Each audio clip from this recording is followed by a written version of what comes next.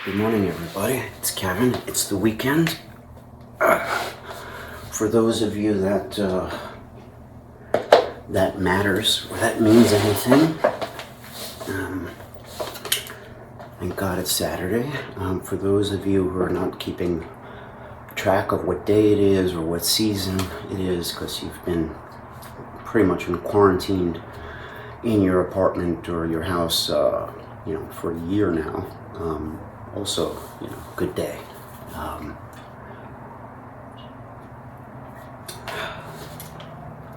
Just still drinking my morning coffee. Today I've got this guitar with me. I've always considered that my main instrument. It's a Sunburst Les Paul from the 70s. 72 is one of the years I like. The deluxe Les Pauls.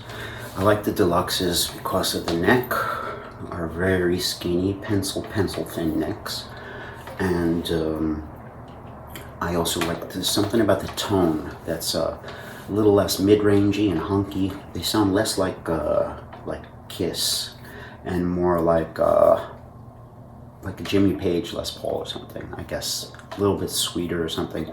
To me, it could be that they have a sandwich body and stuff and different specs and everything. But I had one when I was younger for many years. I played it to the ground and always wanted another one.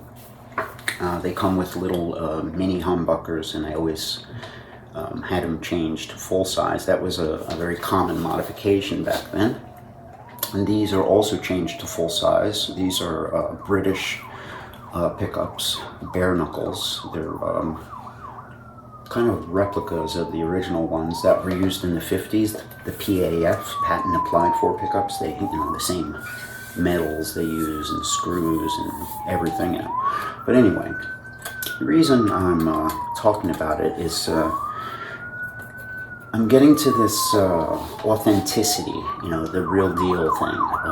It used to be kind of cut and dry, you buy American guitars like Gibson or Fender, and you got the best. That's the best. Les Paul is the best guitar in the world. This is what I heard growing up and stuff. And you buy something from Asia, and you're basically getting a cheaper copy of something American. That's always, made in Taiwan, made in China, has always been associated with cheap, transistor radios or whatever. Later on, it changed, where things that were made in Japan became more respected, as I guess we became less afraid of Japanese people, maybe. Hold on one second.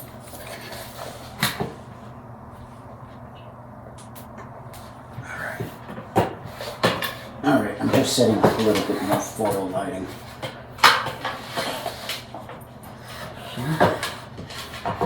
Okay. Anyway. Yeah, there's a little glare on my glasses. See the donut lights in my glasses? You can see them. Alright. Anyway, getting back to it. I started thinking about, the authenticity of this guitar. I've done a lot of changes to it. First of all, it's got a refret. Generally, a 70s Les Paul will be played so much that the frets are just worn down flat. So this was refretted when I got it, which brings the value down, but it makes the playability way better. So I don't know why it brings value down, but it made it a little more affordable. And also the modification to the full-size humbuckers makes it less original. So, instead of being a $4,000, $5,000, $6,000 guitar, it's like a $3,000 or whatever. And I was able to afford it. I did another modification. Inside there's a vintage effect. I have a Dan Armstrong green ringer effect inside this guitar. So if you pull up one of the volume dials, you can get kind of like a different tone. It's a modification that Frank Zappa had done to his guitar, so I always wanted it done.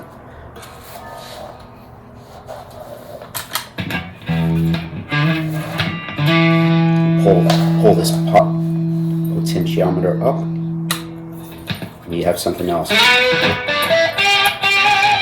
octave. Put it back.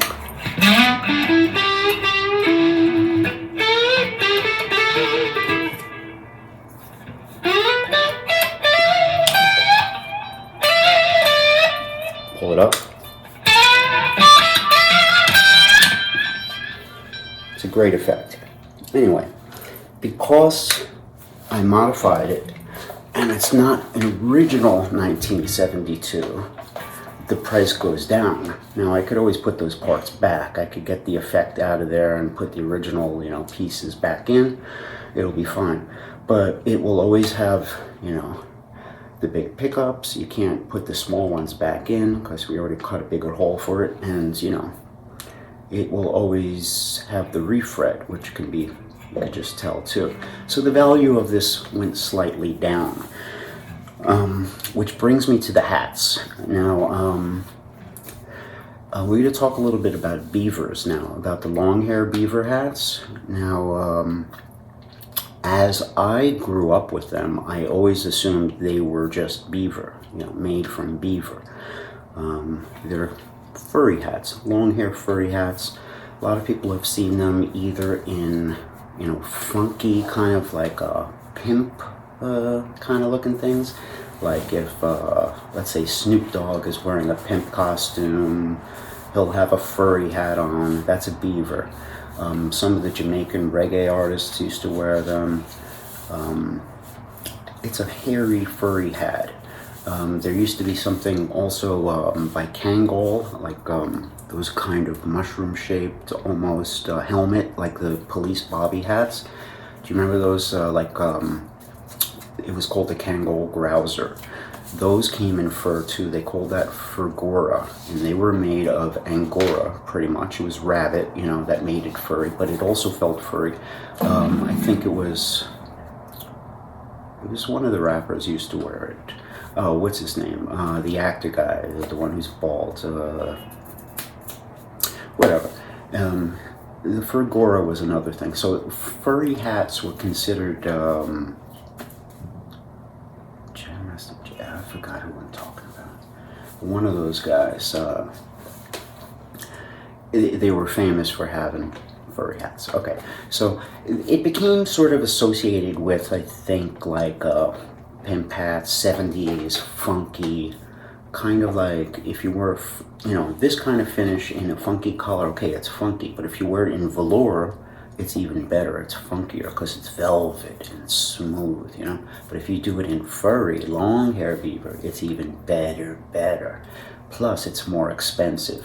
So that stuff was always kind of revered in that kind of smooth 70s player crowd. All you have to do is look at some of the scenes in Superfly. You know, there's a lot of that stuff going on. It's hard to sort of to Googling this stuff. You wind up with beaver hat making, how beaver pelts are made, you know, in the 1800s, this and that, beaver this, beaver pelt, how you don't get long hair beavers. Okay, so getting back to them, I always thought they were beaver. Then when I started getting into the hat industry, you know, I started hearing and realizing that it was just a beaver finish. Okay, so a beaver finish is something that's created. It's not like the hair, the fur is long and they chop it shorter and shorter and shorter and then it turns into velour. It's the other way around. Okay, it's like lots of fuzz and they compress that fuzz into a felt that gets really, really pressed out. And then when they want to make the longer hair, a machine comes down and kind of combs it with like metal combs and pulls it. Drop the pick, makes that go longer and longer and longer like that. So you create the beaver finish with a machine. All those finishes are done like that. The velour finishes, you know, the velvety ones. It's just an extension of that. It's longer hair. There are finishing processes too. You know, like it's almost like sanding, but it's done different ways.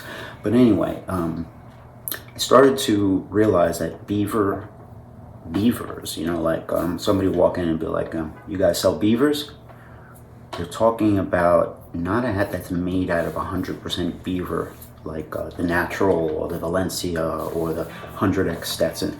They're talking about beavers is a slang for a type of hat. It's generally very wintry, but it's furry. It's a felt hat that's furry. And we all assumed they were beaver, but yeah, they're not really beaver, okay? They are made out of really good stuff, all fur, and they're made out of the right stuff to make them super soft, really strong and bulletproof, you know, as far as weather and everything. But it's not all beaver. I'm going to show you what that is right now. Okay, now I had to do a lot of research. I looked it up and I looked in a lot of different places, sources and stuff. Beavers come generally first when you get them in a hat body. A hat body is just like a big, kind of a flat disc of felt with the center that goes up. So think of a big floppy hat, kind of like a, I don't know, a floppy Woodstock hat, you know, that just kind of comes out to here, okay, and the top is just like a little dome, okay. So a hat body is almost like an unfinished hat, and you have to stretch that thing over a mold and stuff. That's your body. The bodies, if you want to get them in long hair, they come two ways. A hat body, which is the long thing, okay, with a kind of a dome top, or a hood, which is kind of a smaller cone. Hoods are generally made for ladies' hats, cloches, and things that don't have big brims or have tiny brims or no brims, downturn hats. For like a downturned cloche or something that doesn't have the brim coming out, you just need a hood. You don't need this side part. So you don't need a full hat body. You use something called a hood. So they come two ways. A hood, which is a cone shape, or a hat body, which is like a big disc hat body. Okay. They call them beaver hoods and beaver cape lines, I think. I don't know if it's pronounced a different way, KᴴbéITِ or something. But hoods and bodies, hat bodies. The long hair ones, okay, whether they're animal prints or solid colors, are made out of, here we go, 80% hair, okay? Hair, it's like kind of like a rabbit, not a rabbit though, it's bigger and uglier, and more exotic and more expensive, okay? So it's 80% hair, 20% rabbit. Hair is a very high-end fur product. A lot of times they mistake it for beaver. It's pretty much like if you're buying something from Europe, like this hat, and they don't really have beavers out there. Beaver is more of a North American thing. You know, Canada and the United States, you see them here, lots of them. They have other stuff there. In Europe, they have 𝕄𝕕, which somebody told me was introduced by, South Americans to North America and Europe. But anyway, they have 𝕄𝕕, and they have wild hair. Those are the really good stuff. I mean, that's like beaver, the same. Well, 𝕄𝕕 is pretty much like beaver. If you look at a piece of sheared beaver and a piece of sheared 𝕄𝕕, they're exactly the same. They feel velvety, they're about the same thickness, they're both taupe colored, and they're just the same softness. So 𝕄𝕕 and beaver fur are almost identical. Hair is something, I mean, I'm going to assume it's a little bit better or a little softer or stronger or nicer. But the hair might be what's giving it its gloss or its softness. But I know that these hats, these pre-bankruptcy Borsalinos, are made from hair, wild hair, and 𝕄𝕕. So your beavers are made out of 80% hair, 20% rabbit. And all the stuff that I found in my search pretty much said that hair is a more affordable option than beaver. It's a little bit cheaper, but it's possible it's also just more indigenous to that part of the world. You see it in European hats a lot. But when they're making these beavers these days, they're made 80% hair, 20% rabbit, not beaver. So I blew up the spot a little bit. Anybody out there from a hat company, sorry, people no longer think that their beaver is made of beaver. Now, if your hat is old, it's possible it's beaver. If you got an old one, I'm going to assume if you've got anything, you know, from the 90s or the 2000s, it's going to be hair and rabbit. That's the modern recipe. But perhaps the older ones were made of beaver, because I know a lot of the vintage hats, they feel like beaver. I can feel it. I don't know if it's just better quality furs and felts, more hair, more beaver, but you can feel softness and the way it performs. Like, you know, the way I could kind of shape this hat, you know, to make a teardrop on my head, and then just like take it off, and then, like, you know, and it's fun. All that stuff, the softness, you see that in vintage hats, not in too many new hats. And when you do see it in new hats, it's really high-end stuff, like custom stuff, you know, like the stuff that we sell at really high prices, you know, because the felt is not the same as it was, you know, years ago. And if you want to get your hands on really good felt, you know, there's only a few people that are kind of, you know, that have it or that are making it.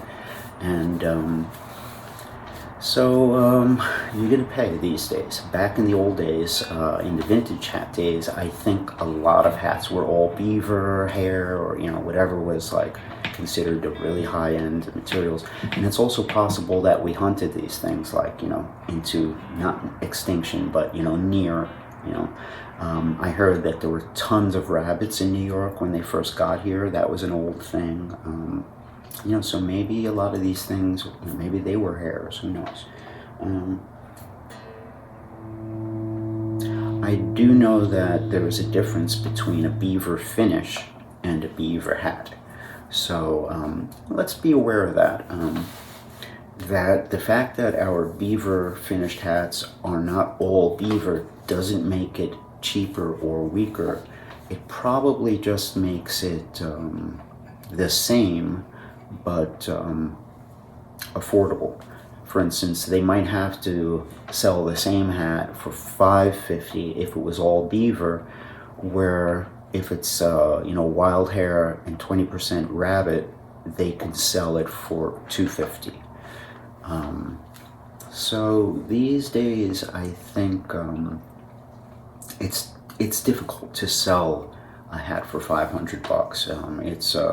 It's a very isolated customer. They're only going to go to very specific sources that they trust, and they're not going to spend $500 often either. It'll happen once, and, you know, who knows when they'll come back. But there's not a lot of people making $500 hats. $250 is a much more affordable price. So, you know, if that's what it takes to make your long hair beavers affordable, that's what they're doing nowadays, you know. So through my extensive knowledge in the hat field and about 15 minutes of Googling, you know, I've come to the conclusion, yeah, the modern beaver hats are now 80% hair, 20% rabbit. I'm going to say it always fluctuates. Every company is different depending on what, you know, they want to do, on what felt they get their hands on, or, you know, where they're making. There are companies that are super old that have their own recipes, like people like 𝕑𝕐𝕐, they use what they use. People in Italy and Spain, Czech Republic, America, and everybody's got their blends of fur, and it's definitely gonna vary from place to place. But yeah, beaver finish, long hair hat. Beaver hat, somebody says, you know, you have a beaver hat, you know, it could be either one. It could be you have something made of beaver or something with a long hair finish. So a lot of times a hat inside will say Grand Beaver or Elegans Peluche or something, but it won't say pure beaver or 100% beaver, because they're not. They're long hair finishes, okay? They may as well be beaver because they're going to be the strongest, thickest, and most water resilient stuff in your collection. Most of them. The ones I've seen and owned by Biltmore. I've had Canadian Biltmore beavers. I've had Celentino beavers from the Czech Republic, and I've had Borsellino ones from Italy, pre-bankruptcy Borsellino's. The 3 different companies that I owned of beaver were exquisite. I could have had snow piled, this high on them, and it would have been fine. But they're wintry. They're heavy hats as far as, they're furry, so they look a little wintry, and they're warm. So when it's, cold out, December through whatever, I guess March 1st, around there, you can wear it. It's a cold weather hat, but it's not like a springy, medium weather, kind of strolling down the block on a sunny day thing. They're definitely, they have an edge to them. Sometimes they look very wintry, other times they look kind of formal, like a black beaver. It has a shine to it, or it looks like something you might like wear to Madison Square Garden to like the Ali Frazier fight or something in the 70s. It's like a little formal and a little bit playerish, It's got that kind of edge to it, wear it with a fur coat. A lot of people did. Furry hat, get a furry coat to match it, and that stuff was in back then, where now you don't see gentlemen wearing fur coats anymore. It's not only is it just out of style, it's out of, it's the moral, ethical thing. People don't buy it anymore. But getting back to all that, wear your beavers and enjoy it, because they're probably the most resilient and some of the best felt in your collection, whether it's 80% hair or, made of beaver or whatever it is. Almost everyone I've seen are exquisite, especially, did I say especially? Especially the old ones. They're really good, and some of them have a shine to them, like a gloss. Just brush them counterclockwise.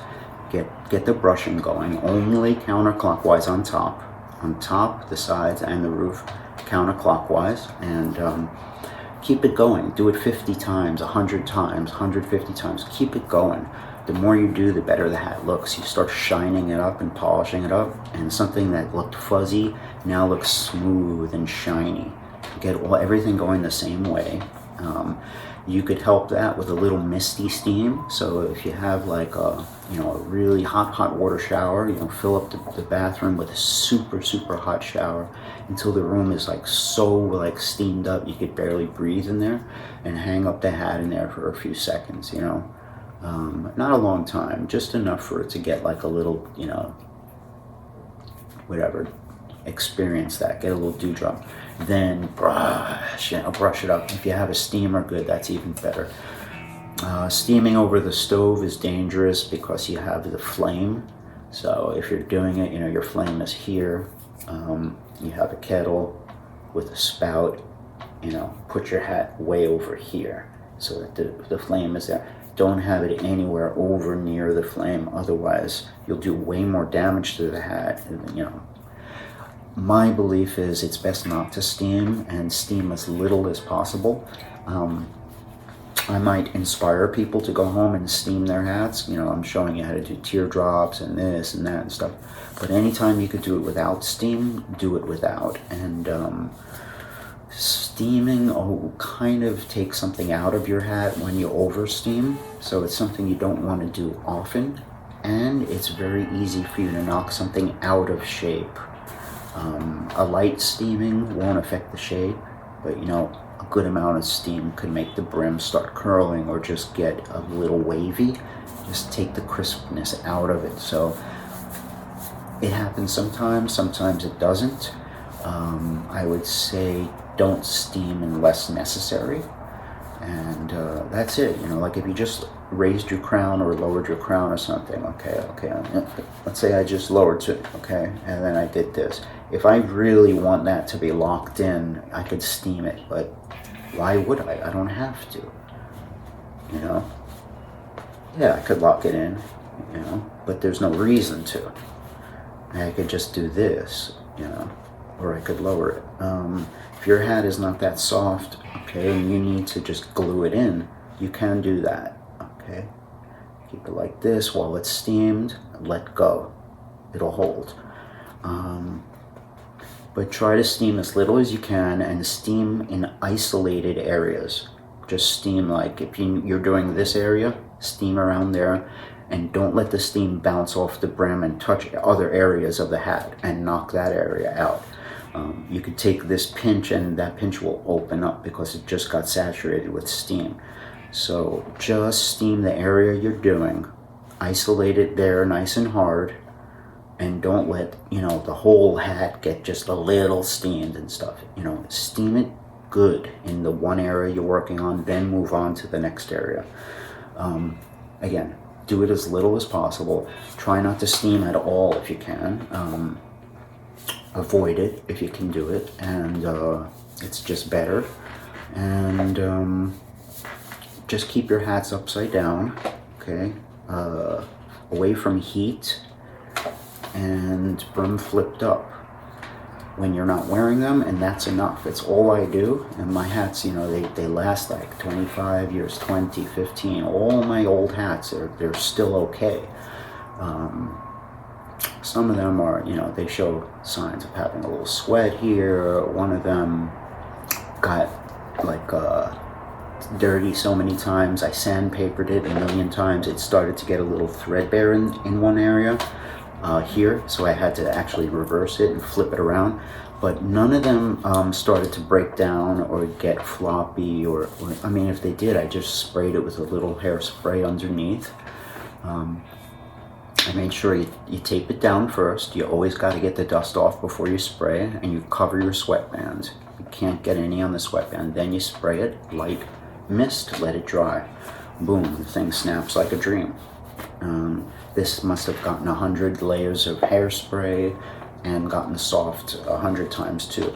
But I don't steam it. It just doesn't need it. You can do that to fix problems or change something if it needs it, if your hat is hard. But if it's not necessary, avoid it and do less to it. Keeping your hats upside down, away from heat, brim flipped up when you're not wearing it is all you need. If you're a hanger and you hang them on the wall, that's okay too. It's going to get a little dustier that way. Upside down is good in a box, or upside down in a cellophane bag is good too, but don't tie the bag. It has to breathe, so just tuck it into the hat as a dust cover. Very important, it must breathe. Don't tie the bag 100%, you'll screw the hat up. And that's it. Less is more. Just keep it to less. Don't steam it when you don't have to. And I don't think I have much more to say. I'm gonna have a sip of coffee.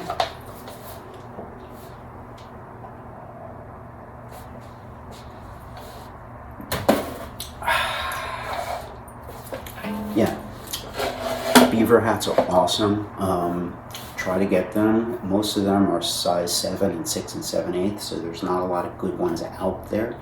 But when you start finding them, they might not be on eBay and Etsy, because you've got another 5,000 people just like you, searching for that and jumping on them. But they are there. They just disappear quickly. You'll find them at the Salvation Army and the Goodwill thrift shops, any of the thrift stores. Go to your local ones, or something in a local town or close by towns. Hit them all. That's where you're going to find them. Don't buy them small. Expect them to stretch. They don't really stretch well. The leather's dried out. The leathers will pop if you stretch them. But buying them big is good. If they're too big, fine. Don't buy them too small. It's okay to pass on it or to give it to somebody else, or sell it and buy something your size, But that's where you find them. Yard sales, garage sales, hit those places. Thrift shops of all types, and support those places. They're always good, you know, they support different places like City Opera, or we have great thrift shops here, and it's always a good cause.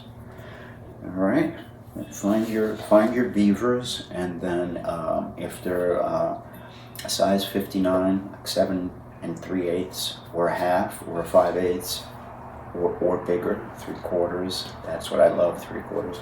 If they're anything big, what you really should do with it is send it to me directly. Nah, just kidding, I'm kidding. I'd probably rather you send me chocolate than that. But what you can really send me is your viewership and your love. Send me that, and that's what I really like. Just give me the vibes right through the... I know, I'm a cornball, right? All right.